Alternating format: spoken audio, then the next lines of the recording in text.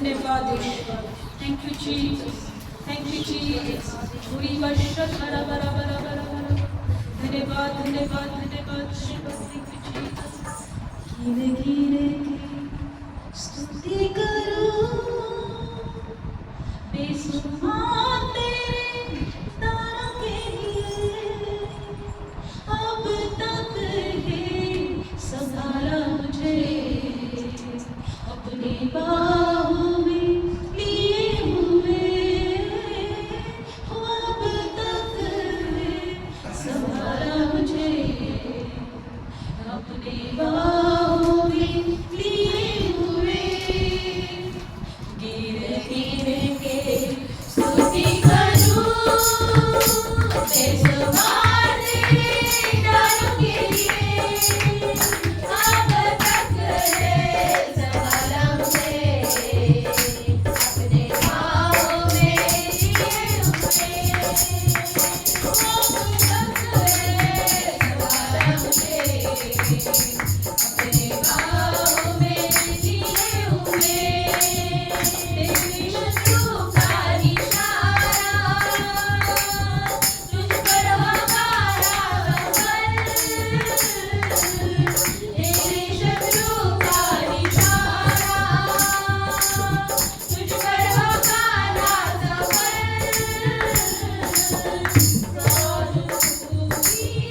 पुतली जैसे हो रखेगा तुझको हर पल.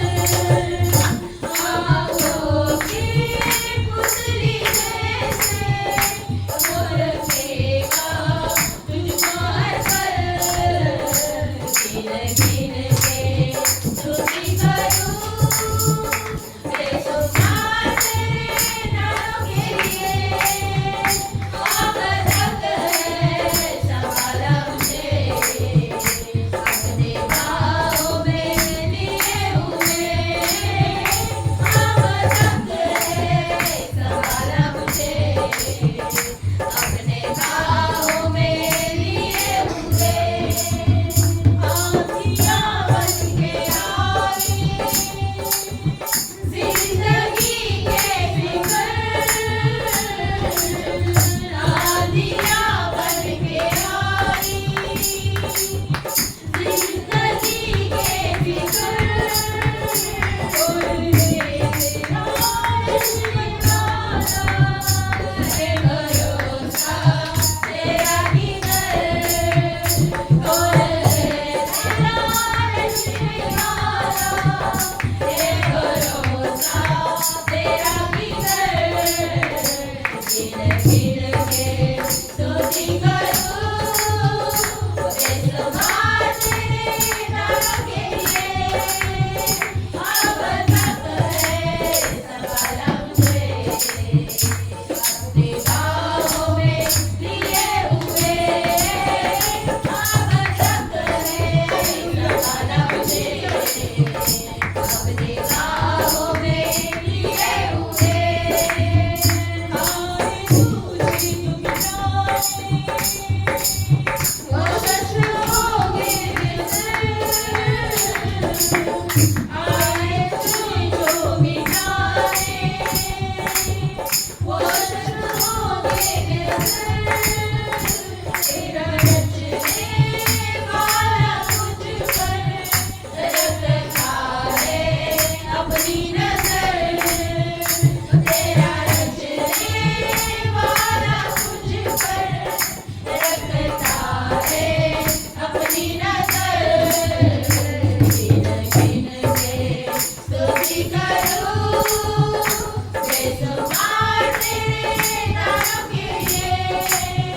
अब तक है संभाला मुझे अपने बाहों में लिए हुए.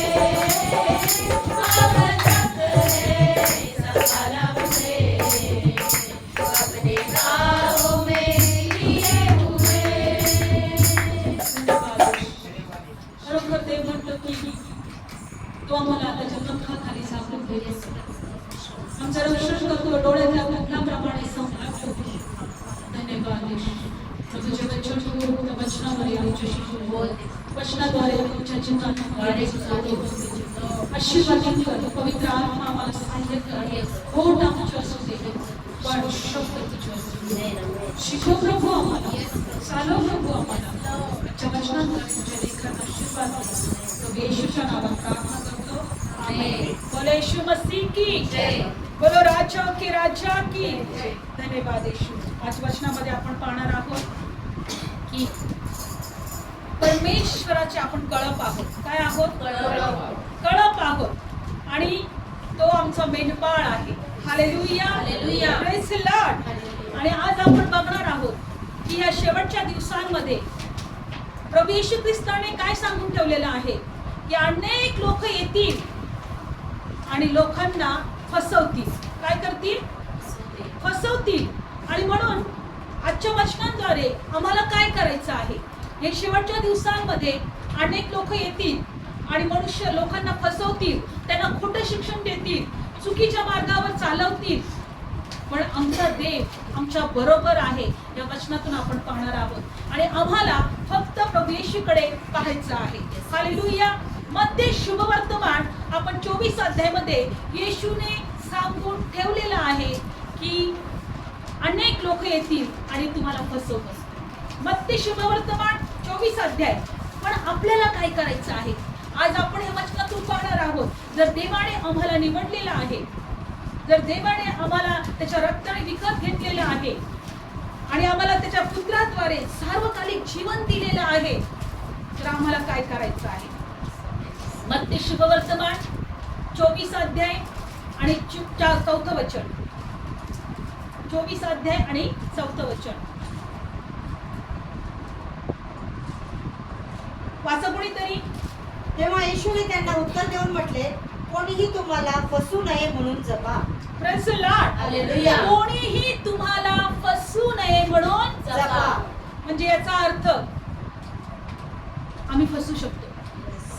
येशूने आम्हाला हे चिन्ह दिलेलं आहे शेवटच्या काळाचं. ज्या वेळेस बायबलमध्ये दिलेलं आहे, प्रभू येशू ख्रिस्ताला त्याच्या शिष्यांनी विचारलं की प्रभू युगाच्या समाप्तीचं चिन्ह काय आहे? येशूला काय विचारलं? युगाच्या समाप्तीचं चिन्ह काय आहे? युगाच्या समाप्तीचं चिन्ह काय आहे? पण येशूने त्यांना काय सांगितलं? पहिलं की युगाच्या समाप्तीमध्ये काय होईल? कोणी तुम्हाला फसू नये म्हणून जपा. Praise Lord. तेव्हा येशूने त्यांना उत्तर देऊन म्हटले, कोणी तुम्हाला फसू नये म्हणून जपा. हालेलुया. म्हणजे या दिवसांमध्ये अनेक लोक फसवणारे येतील. माहित नाही ते प्रभू येशूच्या द्वारे, परमेश्वराच्या द्वारे असतील की नाही. म्हणून आम्ही सतर्क राहिलं पाहिजे, सावधान राहिलं पाहिजे. हे आम्हाला काय केलं पाहिजे? तर आम्हाला फक्त येशूकडे पाहिलं पाहिजे. Praise Lord. बायबल सांगतं इब्रिलोकास पत्र 3 अध्याय आणि 1 वचनामध्ये दिलेलं आहे की आम्हाला कुणाचं ध्यान करायचं आहे. काढूया आपण वचन. इब्रिलोकास पत्र 3 अध्याय आणि 1 वचन वाचूया. म्हणून पवित्र भावांनो, आकाशातल्या बोलावण्याचे भागीदारांनो, आपण पत्करलेला प्रेषित व प्रमुख याजक ख्रिस्त येशू याचे ध्यान करा. कुणाचं ध्यान करायचंय? प्रभू येशूचं. प्रभू येशूचं. का फसवणाऱ्याकडे पाहायचंय? नाही, येशूकडे पाहायचंय. हालेलुया. बघा बायबल सांगते इब्रिलोकास पत्र 3 अध्याय आणि 1 वचनामध्ये की पवित्र भावांनो, बहिणींनो, प्रेज लॉर्ड. हालेलुया. स्वर्गातल्या बोलवल्याच्या भागीदारांनो, तुम्ही स्वर्गामध्ये बोलवलेले आहात. आमेन. हालेलुया. हालेलुया. आपण पत्करलेला प्रेषित प्रमुख याजक येशू ख्रिस्त याचे ध्यान करा. कोणाचं ध्यान करा? येशू ख्रिस्त. Praise Lord. प्रभू येशू ख्रिस्त. आणि बायबल मध्ये दिले की कोण आहे हा प्रभू येशू ख्रिस्त? देवाचा पुत्र, आमचा तारणारा, आमेन. आम्हाला चिंता निराशातून बाहेर काढणारा, आमेन. आमच्या प्रार्थना ऐकणारा, Yes. आमचं दुःख आनंदात बदलणारा. Yes, amen. Praise Lord. Hallelujah. आम्हाला त्याच्याकडे पाहायचं. बायबल सांगतं प्रभू येशू आमचा मेंढपाळ म्हणून जगामध्ये आला. Yes. मेंढपाळ जसं कळपाची काळजी घेतो, मेंढपाळ जसं त्या कळपाला सांभाळतो, त्याचं रक्षण करतो, त्याला हिरव्यागार कुरणात नेतो आणि त्याला रात्रंदिवस सांभाळतो, तसा प्रभू येशू आम्हाला सांभाळणार आहे. म्हणून प्रभू येशू काय म्हटला? यौवान शुभवर्तमान 10 अध्यायामध्ये आज आपण बघणार आहोत की हा प्रभू येशू ख्रिस्त जो परमेश्वर आहे. हालेलुया. तो कोण आहे? परमेश्वर आहे. आणि तोच आमचा मेंढपाळ बनून जगामध्ये आला. Praise Lord. యోహాను शुभवर्तमान 10वा अध्याय आणि आपण 27 आणि 30 वचनामध्ये पाहणार आहोत. Praise Lord. యోహాను शुभवर्तमान 10वा अध्याय. आज आपण एक गोष्ट शिकत आहोत. येशू आमचा मेंढपाळ आहे. कोण आहे? येशू आमचा मेंढपाळ आहे. Praise Lord. येशू आमचा मेंढपाळ आहे आणि तो आम्हाला सांभाळतो. तो आमची काळजी घेणार. तो आम्हाला रात्रंदिवस त्याच्या डोळ्यातल्या बुबलाप्रमाणे सांभाळणार. हालेलुया. आणि म्हणून आपल्याला त्याची वाणी ऐकायची आहे आणि म्हणून आम्हाला त्याचं ध्यान करायचं आहे आणि म्हणून आम्हाला फक्त त्याच्याकडे पाहायचं आहे आणि या जगातल्या गोष्टीकडे पाहायचं नाही, लोकांकडे पाहायचं नाही. कोण काय शिकवतं ते त्याच्याकडे आमचे कान लावायचे नाही. तर आमचा मेंढपाळ फक्त येशू आहे. त्याच्याकडे पाहायचं आहे. जर बायबल सांगतं की परमेश्वराने आपला एकुलता एक प्रिय पुत्र राखून न ठेवता जर आमच्यासाठी दिला तर त्यानंतर तो सर्व काही देणार नाही का? त्यानंतर तो आम्हाला सोडेल का? त्यानंतर तो आम्हाला टाकेल का? नाही, त्यानंतर तो आमची काळजी घेणार नाही का? Praise Lord. म्हणून प्रभू काय म्हणतो? యోహాను शुभवर्तमान 10वा अध्यायामध्ये 27 वचन. माझी मेंढरं माझी वाणी ऐकतात आणि मी त्यांना ओळखतो आणि ते माझ्या मागे येतात. हालेलुया. मी त्यांना ओळखतो आणि ते माझ्या मागे येतात. म्हणा माझा प्रभू मला ओळखतोय. हालेलुया. पुढचं वचन. आणि मी त्यांना सर्व काळचे जीवन देतो. त्यांचा कधीही नाश होणार नाही. कोणी त्यांना माझ्या हातातून हिसकावून घेणार नाही. विश्वास ठेवताय? मी त्यांना जीवन देतो आणि प्रभू काय म्हणतो की त्यांचा कधीही नाश होणार नाही. माझ्या हातातून त्यांना कोणी हिसकावून घेणार नाही. असा येशूपेक्षा कोण सामर्थ्यवान आहे? जर तुम्ही येशूचं ध्यान करताय, जर तुम्ही येशूला आपला मेंढपाळ मानताय, जर तुम्ही येशूची वाणी ऐकत आहे तर हिम्मत नाही त्याच्या हातातून तुम्हाला कोणी हिसकावून घ्यायला. पण शेवटच्या दिवसांमध्ये लोक बसवतील, अरे असं झालं, अरे तसं झालं, अरे तुम्ही इथेच राहणार, तुम्हाला काय ते घेऊन जाणार, प्रभू कधी येणार? आणि आलं तरी तुमच्या जीवनात अशा सगळ्या आहेत त्रास, अशा प्रॉब्लेम आहेत, अशा गोष्टी आहेत, तुम्ही तिथंच राहणार आणि सैतान तुम्हाला छळणार, खूपशा गोष्टी फसवणारे येतील. सतत तुम्ही भीतीमध्ये राहावं, सतत तुम्ही चिंतेमध्ये राहावं. तुम्ही देवाचं गौरवच करू नये, तुम्ही देवाची भक्तीच करू नये, तुम्ही प्रभूमध्ये आनंदच करू नये. अरे 2000 मी ह्या गोष्टी शिकत होते. 2025 वर्षापूर्वी माझा प्रभू येशू आला, त्यांनी सैतानाला वधस्तंभावर हरवलं. Praise Lord. बायबल सांगतं त्याने आपल्या मरणाच्या द्वारे त्या शत्रूला शून्यव्रत केलेला आहे, नष्ट केलेला आहे, हरवलेला आहे. पण तो शत्रू आज म्हणतो की तुम्ही आनंद करू नका. सैतान म्हणतो तुम्ही आनंद करू नका. तुझ्या त्रासाकडे बघ, तुझ्या आजाराकडे बघ, तुझ्या लोकांकडे बघ, तुझ्या नातेवाईकांकडे बघ, तुझ्या समाजाकडे बघ, तुझ्या परिस्थितीकडे बघ आणि सतत निराशात राहा, सतत दुःखामध्ये राहा. मी म्हटलं प्रभू नाही, आता मी इथे फक्त आनंद करणार आहे. Praise Lord. म्हटलं नाही, आता मी निराशेची गाणं गाणार नाही, मी विजयाची गाणं गाणार, मी मला जयोत्सव होण्याची गाणं गाणार, मी आनंद करण्याची गाणं गाणार. Praise Lord. मी स्तुतीची गाणे गाणार, माझ्या प्रभूचं महिमा करणारे गाणं गाणार, मी गौरव देणारे गाणं गाणार. कारण की का तो माझा मेंढपाळ म्हणतो की माझी मेंढरं माझी वाणी ऐकतील, ते माझ्या मागे चालतील, त्यांचा नाश होणार नाही, माझ्या हातातून त्यांना कोणी हिसकावून घेणार नाही. Praise Lord. माझ्या प्रभूचं ध्यान करायला शिकूया. हालेलुया. आपण प्रभूचं ध्यान करायला शिकूया, कारण तो प्रभू कोण आहे? परमेश्वर आहे. पुढच्या वचनात आपण पाहूया 29 वचन. ज्याने ती मला दिली तो माझा बाप सर्वाहून मोठा आहे. आम्हाला त्या परमेश्वराने येशूकडे आम्हाला दिलं. ज्याने ती दिली तो माझा बाप सर्वाहून मोठा आहे आणि माझ्या बापाच्या हातातून त्यांना कोणाच्याने हिसकवून घेवत नाही. मी आणि बाप एक आहोत. आमेन. हालेलुया. मी आणि बाप एकच आहोत. एक आहोत. विश्वास ठेवा. विश्वास ठेवा. आज बघणार आहोत परमेश्वराकडे जेव्हा आम्ही प्रभूकडे पाहत नाही तेव्हा आमचा नाश होतो. प्रभू म्हणतो की मी आणि माझा बाप एक आहोत. म्हणजे येशूच परमेश्वर आहे.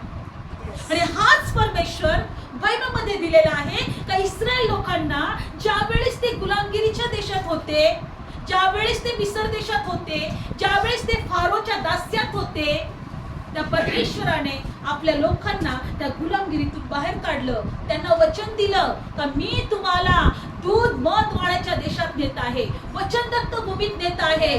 तो देश पाण्याचा देश आहे. तो देश एक चांगल्या समृद्धी आणि सगळं काही चांगलं पिकणारा देश आहे. तिथं आशीर्वादाचा देश आहे. तिथं सोने तुम्हाला मिळेल, लोखंड तुम्हाला मिळेल, तांबा तुम्हाला मिळेल. तिथं तुम्ही राज्य कराल. आणि अशा वचनदत्त भूमीमध्ये घेऊन जात असताना बायबलमध्ये दिलेलं आहे की परमेश्वर स्वतः त्यांच्या बरोबर त्यांना वाट दाखवत नेत होता. प्रभू म्हणतो की मी आणि माझा बाप एक आहे. जसं आज तो मेंढपाळ आम्हाला सांभाळत आहे, जसं आज तो मेंढपाळ आमच्या पुढे चालत आहे, तसं बायबलमध्ये दिले की परमेश्वर इस्रायलच्या पुढे चालत होता. हालेलुया. आणि म्हणून आपण काढणार आहोत त्या वचनात की कशा प्रकारे परमेश्वर त्यांना सांभाळत होता, त्यांच्या पुढे चालत होता. आणि बायबल सांगतं की स्तोत्र संहिता पहिले काढूया आपण की तो आपल्या कळपा मेंढराप्रमाणे आपल्या कळपाच्या पुढे चालत होता. स्तोत्र संहिता 78 अध्याय. आणि नंतर आपण जाऊया, तो सुद्धा एक मेंढपाळाप्रमाणे आपल्या कळपाला सांभाळत होता. स्तोत्र संहिता 78 अध्याय आणि वचनामध्ये 52 वचन काढूया. आज आपण बघूया का आमचा मेंढपाळ, त्याच्या आम्ही कळप आहोत आणि तो आम्हाला सांभाळत आहे. स्तोत्र संहिता 78 अध्याय काढूया आपण वचन. आज घाबरायची गरज नाहीये, आज चिंता करायची गरज नाहीये, आज निराशात राहायची गरज नाहीये. आज आमची परिस्थिती कशीही असो त्या परिस्थितीकडे पाहण्याची गरज नाहीये. आम्हाला येशूमध्ये आनंद करायचा आहे, कारण आमचा मेंढपाळ आमच्या बरोबर आहे. हालेलुया. स्तोत्र संहिता आपण काढलं वचन 58 वचन काढूया. 78 आणि 52 वचन काढू. वाचा. पण त्याने आपल्या लोकांना मेंढराप्रमाणे बाहेर काढून नेले आणि कर्माप्रमाणे त्यांना रानात वाट दाखवित नेले. Praise Lord. बायबल सांगतं त्याने कशा प्रकारे त्यांना आपल्या लोकांना मेंढराप्रमाणे काढून नेले आणि कळपाप्रमाणे त्याने रानात वाट दाखव. रानात कळपाप्रमाणे परमेश्वर त्यांना वाट दाखवत होता. कुठे घेऊन चालला होता? म्हणा वचनदत्त भूमी, म्हणा आशीर्वादाच्या भूमी, दूध मध वाढायच्या भूमीमध्ये.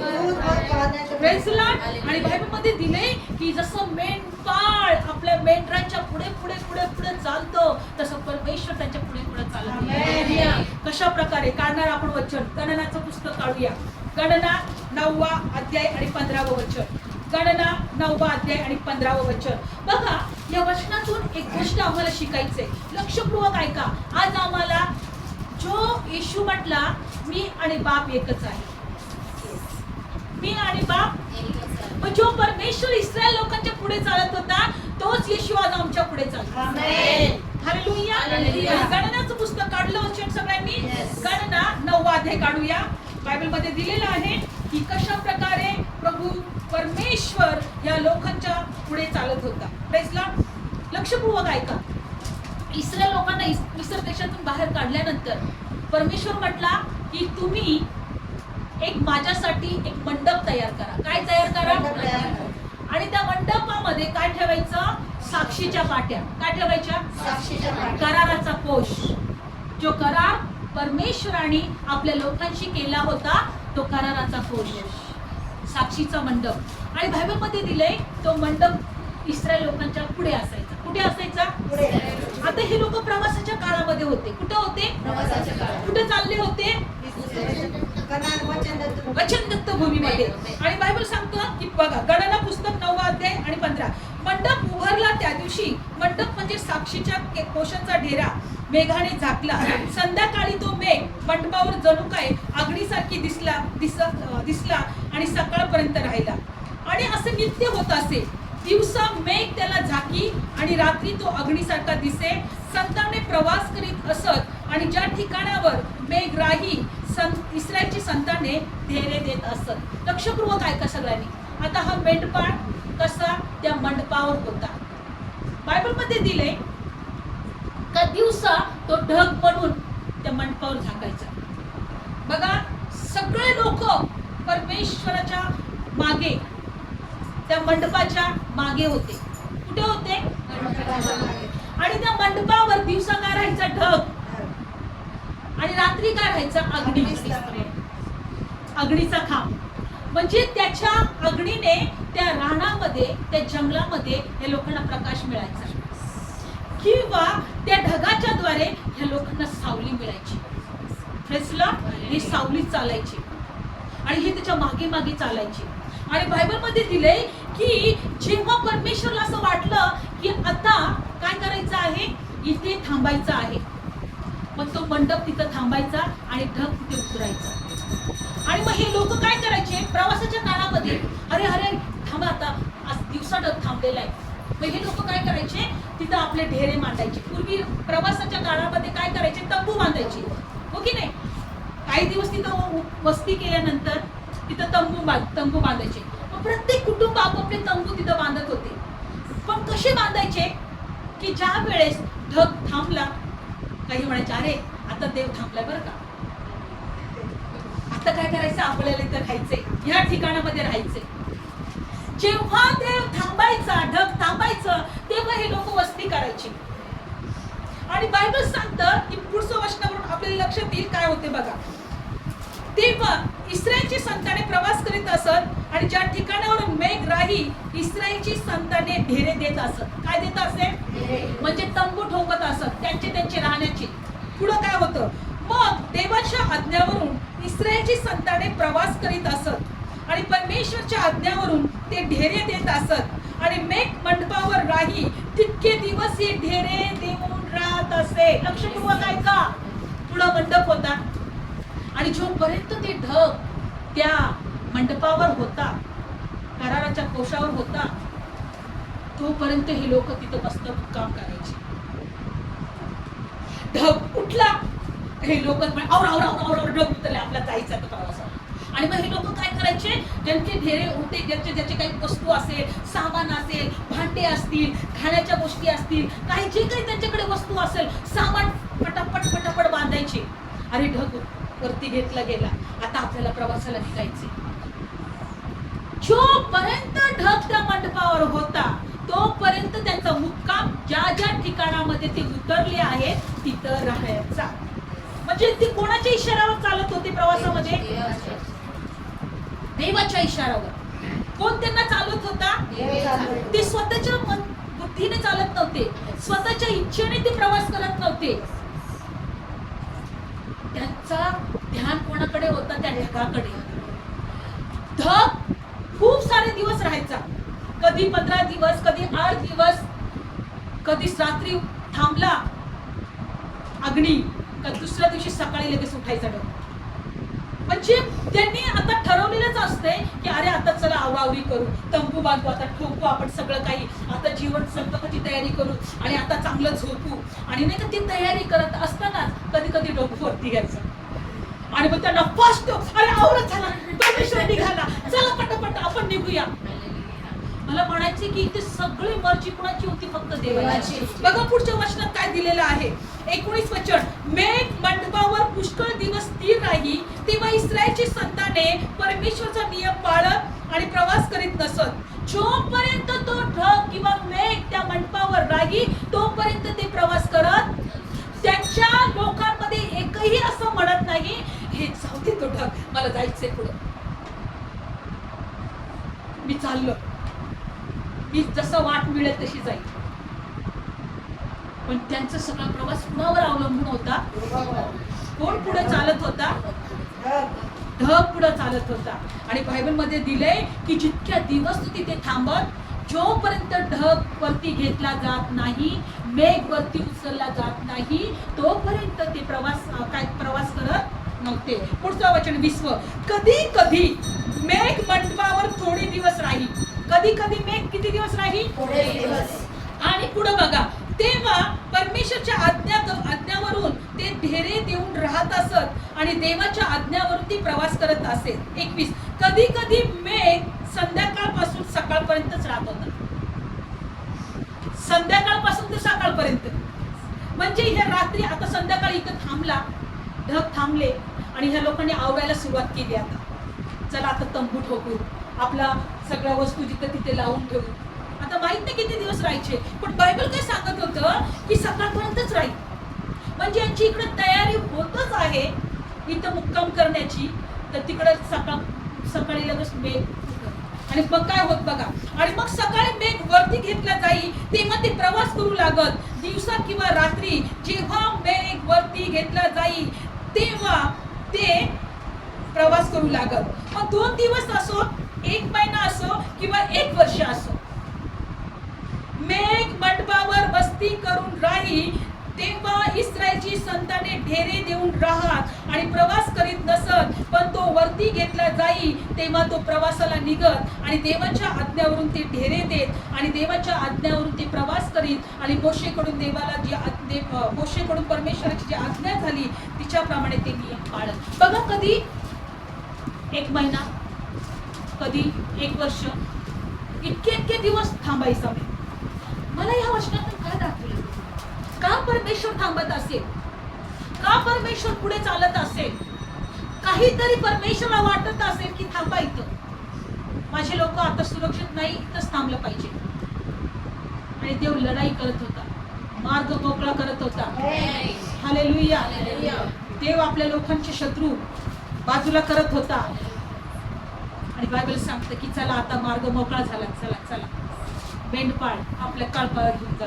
आमेन. Praise the Lord. हालेलुया. मला म्हणायचं आहे, आज आपण प्रार्थनेला आपलं जोपर्यंत आवरत नाही तोपर्यंत येत नाही, जोपर्यंत इच्छा होत नाही प्रार्थनेला बसत नाही, जोपर्यंत इच्छा होत नाही वचन वाचत नाही. पण हे लोक फक्त प्रभूला बघून, परमेश्वरला बघून प्रवास करत होते.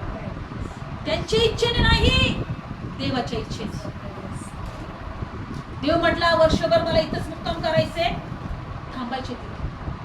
देव म्हटलं 1च दिवस, संध्याकाळी आता आलोय, सकाळी देव उठायचा, ते ढग उठायचे, हे लोक तयारी करायचे. अरे अरे अरे नाही ना, काय उठू नका, चला परत पॅक करा आणि निघा.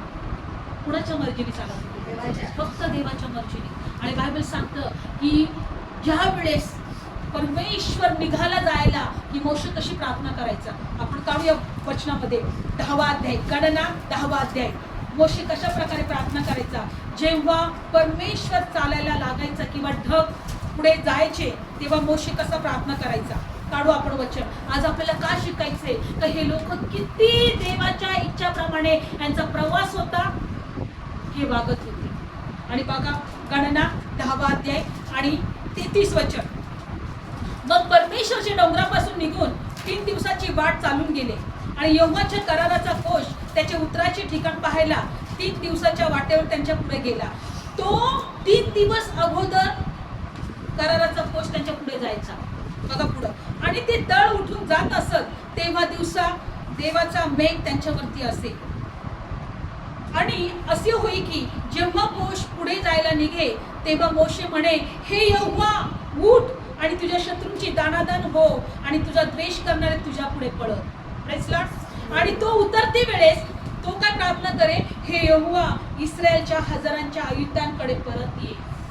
बघा, जेव्हा परमेश्वर प्रवास करायला निघायचा, ते ढग प्रवास करायला निघायचा किंवा तो ढग वरती घेतला जायचा, मोशे प्रार्थना करायचा की हे प्रभू उठ आणि तुझ्या शत्रूंची दाणादाण कर, तुझे देश द्वेष करणारे तुझ्या पुढे पळत. आज आम्ही बाहेर जाताना पण प्रार्थना करत नाही, बाहेर जाताना पण प्रार्थना करत नाही, कुठेही जाताना बिंदास निघून जातो. म्हणत नाही प्रभू मी चाललोय, वेळ कशी आहे, पुढची वाट कशी आहे, मार्ग कसा आहे, मार्गात कोण आहे, कोणता शत्रू कसा उभा राहिलेला आहे आणि तो कशा प्रकारे माझा नाश करण्यासाठी, घात करण्यासाठी, मला हाडण्यासाठी आवासून आहे. कधी म्हणतो की प्रभू मी आता ह्या घरातून बाहेर चालले, पण देवा तुझी उपस्थिती माझ्या बरोबर असू दे. हे लोक प्रवासामध्ये ज्या वेळेस तो ढग मेघ वरती घेतला जाई तेव्हा तो प्रार्थना करायचा का प्रभू उठ आणि तुझ्या शत्रूंची दानादान हो, तुझा द्वेष करणारे तुझे पुढे पळव. प्रवासामध्ये चालू असताना आणि जेव्हा तो ढग थांबे तेव्हा काय प्रार्थना करायचा का हे परमेश्वरा, हे इस्रायलाच्या हजारांच्या ऐकांकडे परत ये, परत ये आमच्याकडे, आमच्यामध्ये वस्ती कर.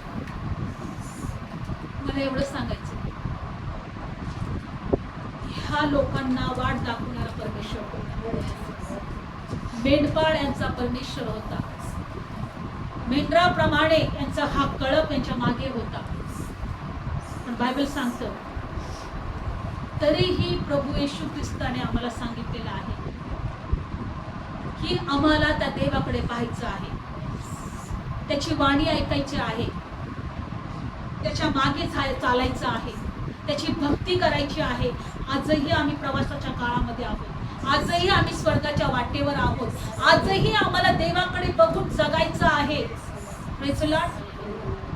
बायबलमध्ये दिलेलं आहे, प्रेसित पोलाने लिहून ठेवलं. तुम्हाला माहिती आहे इस्रायल लोकांनी कनान राष्ट्रामध्ये ते प्रवास नाही करू शकले कारण त्यांनी शेवटी विश्वास नाही ठेवला.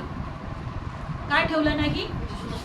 जेव्हा ते कनान राष्ट्रापर्यंत पोहोचले तेव्हा त्यांनी प्रभूवर विश्वास न ठेवता ते काय म्हटले माहितीये?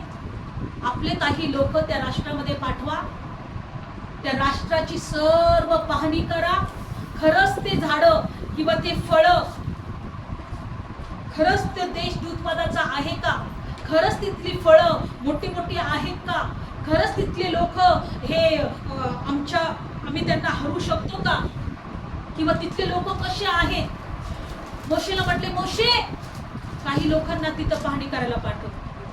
मग मोशेने 12 वर्षातले 12 लोक कुठं पाठवले? त्या देशामध्ये पाठवले पाहणी करण्यासाठी का देश दूधपद वाहण्याचा आहे का, तिथली फळं खरोखरच मोठी मोठी फळं आहेत का, काय खरंच तिथं जे शत्रू आहे, जे अनाकांचे वंशज आहे त्यांना आम्ही हरू शकतो का. आणि बायबलमध्ये दिलंय की 12 लोकांतून 10 लोकांनी असं वर्तमान आणलं की नाही, आपण त्यांच्या पुढे उभं राहू शकत नाही.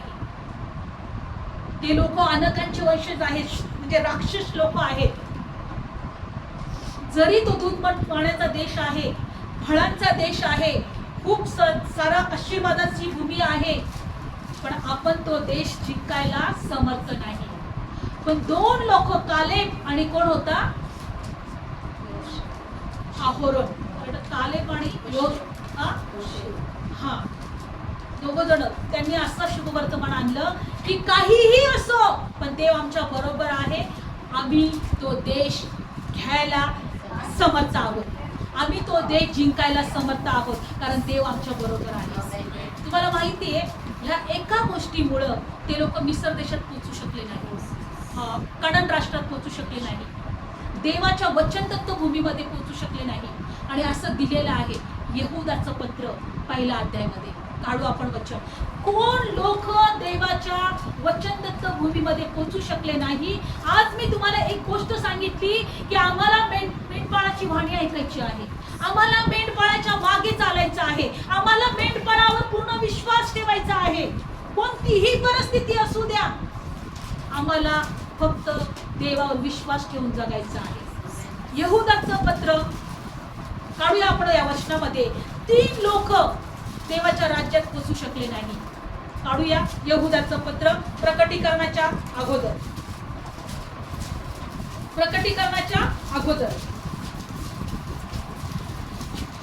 3 लोक देवाच्या राज्यात पोहोचू शकले नाही. कोण? यहूदाचं पत्र सर्वांनी काढूया म्हणजे लक्षात येईल. यहूदाचं पत्र काढलं सर्वांनी? 1 अध्याय आणि 5वं वचन. जरी हे सगळे तुम्हास पूर्वीपासून ठाऊक आहे की आहे, तरी मी तुम्हास आठवून द्यावे अशी माझी इच्छा आहे की प्रभूने मिस्र देशातून लोकांचा निभाव केल्यानंतर पुन्हा ज्यांनी विश्वास धरला नाही त्यांचा नाश झाला. काय झाला? काय धरला नाही त्यांनी? विश्वास धरला नाही. जरी मिस्र देशातून त्यांना बाहेर काढलं, मिस्र देशातून त्यांचा निभाव झाला, आम्हाला बाहेर काढलंय, आज सैतानाच्या राज्यातून आम्हाला बाहेर काढलंय, आज आमचा निभाव आमचा झालेला आहे, पण आम्ही आता देवाच्या राज्यामध्ये प्रवास करत आहोत. देवाचं वचन सांगतं की जरी त्यांचा निभाव झाला पण ज्यांनी विश्वास धरला नाही त्यांचा नाश झाला. तुम्हाला माहितीये त्या लोकांनी काय केलं? ते कुरकुर करू लागले. जेव्हा त्या 10 लोकांनी बातमी आणली का तिथं अनाथांचे वंशज राहतात, मोठ्या मोठ्या बिल्डिंगे आहेत, त्यांचे तट किंवा त्यांचे जे वेशी आहेत त्या खूप उंच उंच आहेत. हो, तो दूधमध वाण्याचा देश आहे, मोठ्या फळांचा देश आहे, पाण्याच्या ओघळ वाण्याचा देश आहे, पण तिथे अनाथांचे वंशज राहतात. त्यांच्या पुढे आम्ही नाक तोड्यांसारखे आहोत. कसे आहोत आम्ही? आणि आमचा काय निभाव तिथं होणार नाही. आणि ही बातमी ऐकून लोक रडायला लागले, कुरकुर करायला लागले, मोशेला ओरडायला लागले, मोशे आम्हाला इथं मारायला आणले का? मोशे तू आमच्यासाठी अशी योजना आखली का? मिस्रामध्ये काही कबरा नव्हत्या का? मिस्र देशामध्ये आम्ही दास्यांमध्ये असतानाच मेलो असतो तर बरं झालं असतो. त्या लोकांनी काय केलं? त्या 10 लोकांची बातमी ऐकून कुरकुर करायला लागले. मग रात्रभर ते रडले, म्हटले अगदी गळा काढून रडले. आता कसं व्हायचं? आम्ही तिथे गेल्यावर ते लोक मारून टाकतील, तो शत्रू आम्हाला जिवंत ठेवणार नाही, आम्हाला तो देश कसं काय मिळेल? अरे पण तुम्हाला कोण घेऊन चालला होता? देव स्वतः घेऊन चालला होता, वाट दाखवत घेऊन चालला होता. संपूर्ण प्रवासाच्या काळामध्ये परमेश्वर तुमच्या बरोबर होता आणि तुम्ही तरी देवावर अविश्वास दाखवताय. हे वचन आम्हाला सांगते की तुमच्या जीवनातली परिस्थिती काहीही असू द्या, तुमची दृष्टी फक्त देवाकडे पाहिजे, मेंढपाळाकडे पाहिजे, त्या देवाच्या राज्याकडे पाहिजे. जीवनात त्रास असतील, आजार असतील, दुःख असतील, निराशा असतील, लोक तुमच्या विरोधात असतील, परिस्थिती तुमच्या मनाप्रमाणे नसेल, पण तुमची दृष्टी फक्त देवाच्या राज्याकडे पाहिजे. रोमकरासपत्र 8व्या अध्यायामध्ये दिलेला आहे, कोणतीच गोष्ट तुम्हाला देवाच्या प्रीतीपासून वेगळी करणार नाही. बायबलमध्ये दिलेलं आहे तर हे लोक कुरकुर केले, यांनी विश्वास ठेवला नाही आणि शेवटी त्यांचा नाश झाला. शेवटी त्यांचा काय झाला? म्हणजे विश्वास न ठेवल्यामुळे त्यांचा नाश झाला. दुसरी लोक कोणती बघा, 6वं वचन, ज्या देवदूतांनी आपले श्रेष्ठ पद न राखता आपली योग्य वस्ती सोडली त्यांना सर्व काळच्या बंधनामध्ये काळोखाखाली मोठ्या दिवसाच्या न्यायासाठी राखून ठेवले आहे. जे देवदूत सैतानाच्या मागे गेले, सैतानाने त्यांना लोभ दाखवला असेल, मी सिंहासनावर बसणार आहे, राज्य आपलंच असणार आहे, तुम्ही सर्व राज्य करणार आहात. आणि मग बायबलमध्ये दिले अनेक सैतान 33 कोटी लोक देवदूतांना आपल्या शेपटाने ओढून तो पृथ्वीवर घेऊन आला किंवा त्या स्वर्गातून त्यांनी आपली जागा सोडायला. सैतान पृथ्वीवरच लोकांना भ्रमत ठेवत नाही किंवा त्यांना तो नाश करत नाही, तर स्वर्गातल्या देवदूतांना पण त्यांनी आपल्याकडे ओढलं. बायबल सांगतं की ज्या देवदूतांनी आपलं श्रेष्ठ पद न राखता आपली वस्ती सोडली ते सर्व काळच्या बंधनामध्ये काळोखाखाली मोठ्या दिवसाच्या न्यायाखाली आहे, न्यायासाठी आहे. ते आहे ते देवदूत, त्यांनी आपले श्रेष्ठ पद स्वर्ग सोडला. कुणाच्या सांगण्यावरून? देवाच्या. सैतानाच्या. कोणाच्या सांगण्यावरून? सैतानाच्या. आणि ती आता काळोखाच्या अंधारात आहे. ज्याने विश्वास ठेवला नाही ते, जे देवदूत ज्याने आपलं श्रेष्ठ पद सोडलं ते, आणि तिसरे लोक कोण? काढूया 7वं. तसेच सदोम गमोरा आणि त्याच्या सभोवतालची नगरे यांनी जारकर्म करून विजातीय देहाच्या मागे लागली, ती सर्व काळचा अग्निदंड भोगत आहे. त्यांना उदाहरण असे ठेवले आहे. सदोम गमोरा जवळचे लोक, सदोम गमोरावर अग्नी पाठवला कारण बाई बरोबर होती, पुरुष बरोबर होता. माणसं जनावरांबरोबर सुद्धा वाईट कर्म करायचे, मूर्ती बरोबर सुद्धा विजातीय देहांच्या मागे लागले. त्यांना सर्व काळचा अग्निदंड भोगण्यासाठी 3 प्रकारचे लोक सदोम गमोरामध्ये नातं नव्हतं, कुणी कुणाच्याही बरोबर वाईट गोष्टी करायची. त्यांना अग्नीच्या दंडासाठी त्यांना पण ठेवलेलं आहे. जे विश्वास ठेवल्याने मिसर देशातले लोक जे मिसर देशातून निघाले, इस्रायलमध्ये चालले होते, ज्यांनी विश्वास ठेवला नाही ते लोक, त्यांचा नाश झाला, स्वर्गदूतांचा नाश झाला. आणि जी लोक सदोम गोमोरामध्ये वाईट कर्म करत राहिले, त्यांनी देवाच्या वाणीकडे कान दिले नाही, ते सार्वकालच्या अग्नीसाठी आहे. म्हणून सैतान किंवा अनेक लोक म्हणतील तुम्हाला भरवण्यासाठी किंवा फसवण्यासाठी पुष्कळ संदेश येतील, पण विश्वास कमजोर करायचा नाही. आम्हाला मेंढपाळाकडे पाहिजे. काय म्हटलं येशू की माझ्या हातातून कुणालाच हिसकावून घेता येणार नाही. असं कोणी श्रेष्ठ नाहीये, असं कोणी माझ्यापेक्षा मोठं नाहीये ज्याला माझ्या हातातून त्यांना तुम्ही हिसकावून घे. काय म्हटलं? मी मेंढपाळ आहे. आणि नंतर म्हटलं मी आणि बाप एकच आहे. आणि तो बाप इस्रायल लोकांना ढगा आणि काय होतं मेघावर ढग धरून किंवा ढग बनून किंवा रात्री अग्निस्तंभ बनून त्यांना मार्ग दाखवत होता, वाट दाखवत होता. तोच मेंढपाळ आज आमच्या बरोबर आहे. माझी मेंढरं माझी वाणी ऐकतात आणि ते माझ्या मागे चालतात. आज एकच या वचनातून 3 लोकांचा कधी विसरू नका. कुणाचा नाश झाला? ज्याने विश्वास ठेवला नाही, जे देवदूत आहेत ज्यांनी आपलं श्रेष्ठ पद सोडलं आणि सदोम गोमोरातली लोक आपल्या वाईट कर्मामध्ये विजातीय, आपल्या जातीचं नाही म्हणजे आपल्या समान लोकांबरोबर नाही किंवा स्त्री बरोबर, पुरुषा बरोबर, अनेक वाईट पशुपशांबरोबर अशा प्रकारे त्यांनी वाईट कर्म केले, त्यांना अग्नीसाठी ठेवलेलं आहे 3 लोक. पण आज आम्ही जर मिश्र देशातून बाहेर निघाले आहोत तर शेवटपर्यंत, शेवटच्या श्वासापर्यंत आमचा विश्वास देवावर असलाच पाहिजे. आम्ही मेंढपाळाची वाणी ऐकलीच पाहिजे. Praise Lord. म्हणून लक्षात ठेवा, कोणतीही परिस्थिती असू द्या, देव आजही तुमच्या बरोबर आहे. देव आजही आमच्या बरोबर आहे. त्याची दृष्टी आमच्याकडे आहे.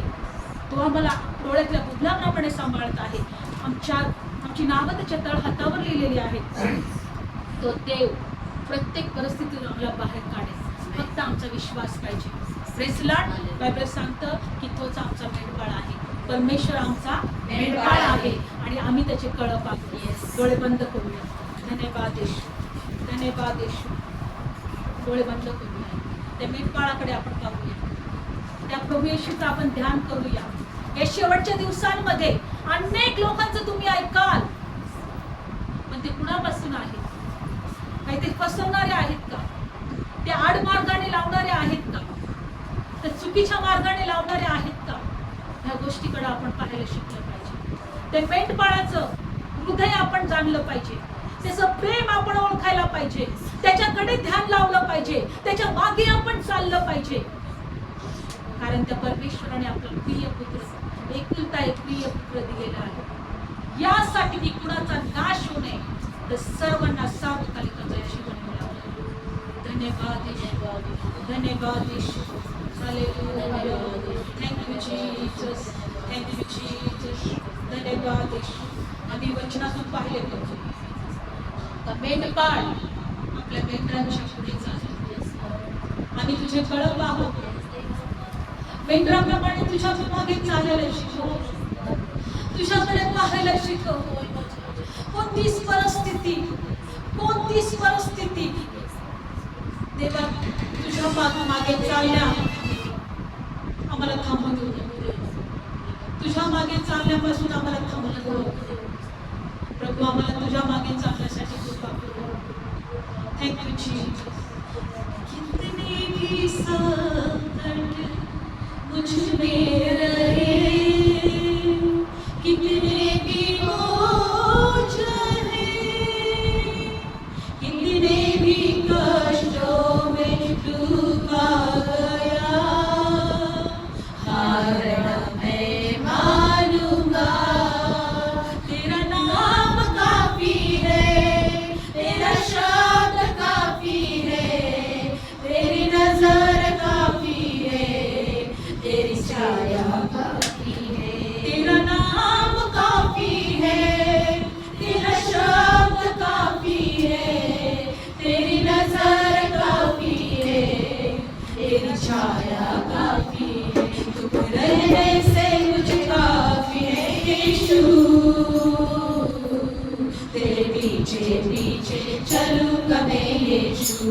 तुम रहने से मुझे काफी है यीशु, तेरे पीछे पीछे चलूंगा मैं यीशु। तेरा नाम काफी है, तेरा शब्द काफी है, तेरी नजर काफी है, तेरी छाया काफी है। वो तेरा नाम काफी है, तेरा शब्द काफी है, तेरी नजर काफी है, तेरी छाया काफी है। रहने से मुझे काफी है यीशु, तेरे पीछे पीछे चलूंगा मैं यीशु। तुम रहने से मुझे काफी है यीशु, तेरे पीछे पीछे चलूंगा मैं यीशु। कुछ असंभव नहीं, काफी है तेरी कृपा, तेरे लिए मेरे सकती नहीं, मुझको कहीं भी शिफा, तेरे लिए कुछ असंभव नहीं, काफी है तेरी कृपा, तेरे बिना फिर सकती नहीं, मुझको कहीं भी शिफा। तेरा नाम काफी है, तेरा शब्द काफी है, तेरी नजर काफी है, तेरी छाया काफी है। रहने से मुझे काफी है यीशु, तेरे पीछे पीछे चलूंगा मैं यीशु। तुम रहने से मुझे काफी है यीशु, तेरे पीछे पीछे चलूंगा मैं यीशु। तुम रहने से मुझे काफी है यीशु, तेरे पीछे पीछे चलूंगा मैं यीशु।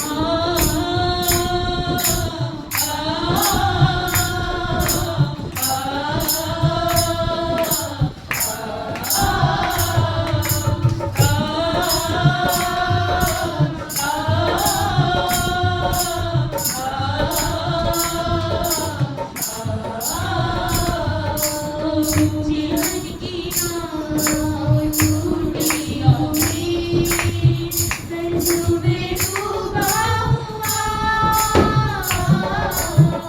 खबर में डूबा गया, निराशा में आशा तू।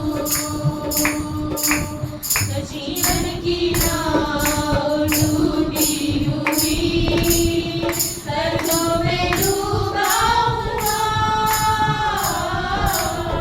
खबर में डूबा हुआ, निराशा में आशा तू। तेरा नाम काफी है, तेरा शब्द काफी है, तेरी नजर काफी है, तेरी छाया काफी है। तेरा नाम काफी है, तेरा शब्द काफी है, तेरी नजर काफी है, तेरी छाया काफी है। रहने से मुझे काफी है यीशु, तेरे पीछे पीछे चलूंगा मैं यीशु। रहने से मुझे काफी है यीशु, तेरे पीछे पीछे चलूंगा मैं यीशु।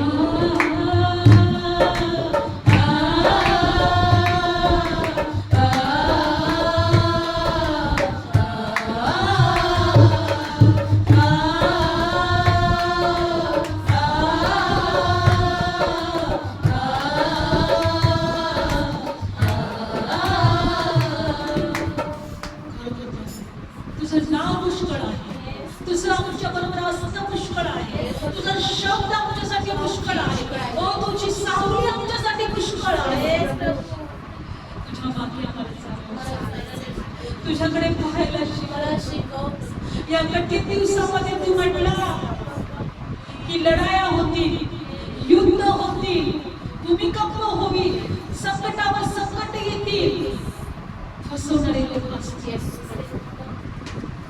तो म्हटला माझी लेकरं माझी ते माझ्या मागे चालतील, माझ्या हातातून त्यांना कोणी हिसकावून घेणार नाही।